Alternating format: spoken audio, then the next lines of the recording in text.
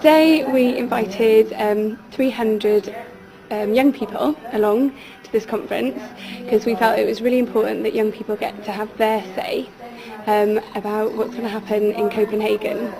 A large percentage of the audience are very young children, and they are being educated as to how to save energy. And one of the most popular ways of saving energy is, instead of using fuel consuming transport, is to ride a bike. So Caroline, what have you been doing in eco schools to encourage alternative transport? Well, there's loads of things we've been doing. Firstly, about a term ago, we had our no car day, so how you came to school, it wouldn't be allowed in cars. But another thing I think the school of Copenhagen were doing is running a school bus, so it'll reduce how many cars on the road. So all the people in a certain area can go onto the bus and travel to school without using so many cars to do it. This is the graffiti wall, which has got quite a few ideas on that. It's being taken to Copenhagen. It's got stuff like saving the rainforest and more eco clubs and recycling plastic bags, reusing plastic bags. Other stuff like should have more recycling centres. And it's just basically a really big wall which everyone's written suggestions on. And it's actually quite full as well, which is good. That should help. You've also got like personal comments in a way, like save the world or risk killing it, save the world and make it a better place.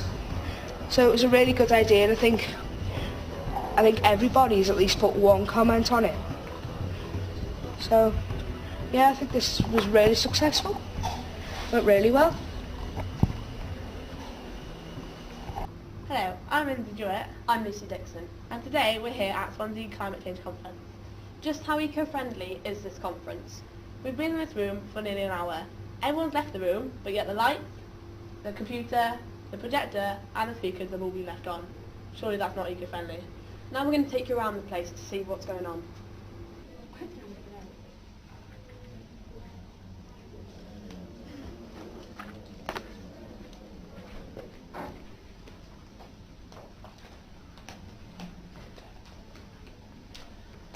These guys have left, so why are the lights still on? Surely there should be sensors for when people aren't around.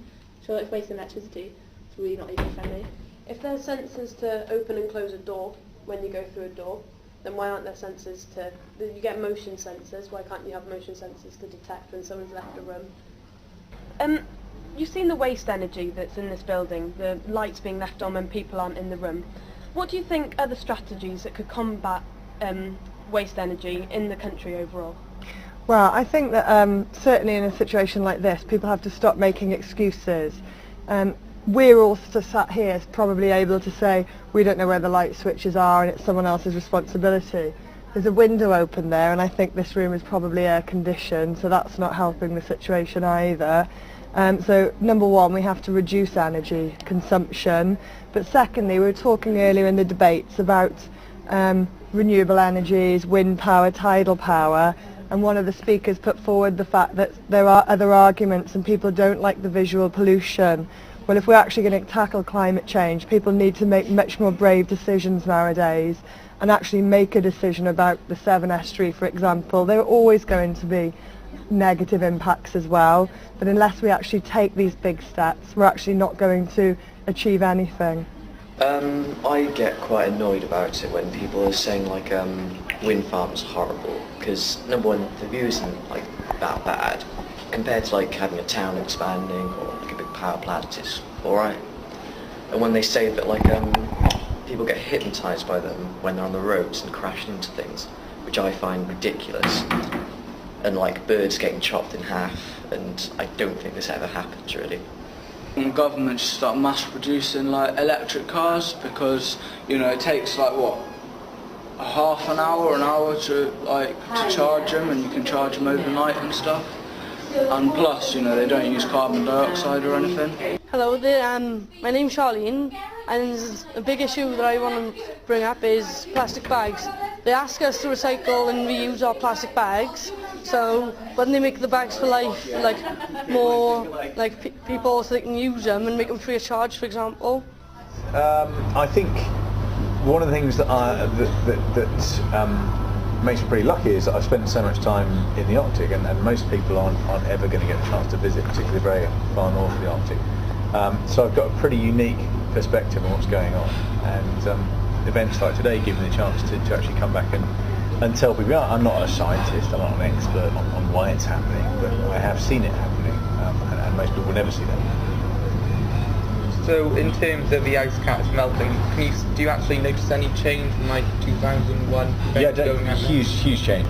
In 2001, on this first expedition with Penn, we started from the north coast of Russia, and it's a sort of chain of islands, and we literally landed by helicopter on the northernmost island, and then walked off, because the North Pole's in the middle of the sea, so you're walking over the frozen surface of the sea to get there. And in 2001, we were able to walk literally from the land onto the sea at the beginning of March. It's completely frozen. And at the same point, in 2004, 3 years later, there was 30 miles of water, open water, before we actually got to the ice. So we had to fly over this open water. So huge change, and it's getting worse every year. Who do you blame for it? Who do I blame? I don't really blame anyone in particular. I think that there are lots of different things going on. I certainly don't think that any of us are living sustainably at the moment. We're all using resources pretty recklessly. So I think it's a sort of collective responsibility. I've enjoyed the day very much, the countdown to Copenhagen. I've learned many things about the event, what its aims are. I've also learned many things about the environment and what we need to do to help it, and especially enjoying the film that we watched. And I think that all the speakers were very good and of the quality.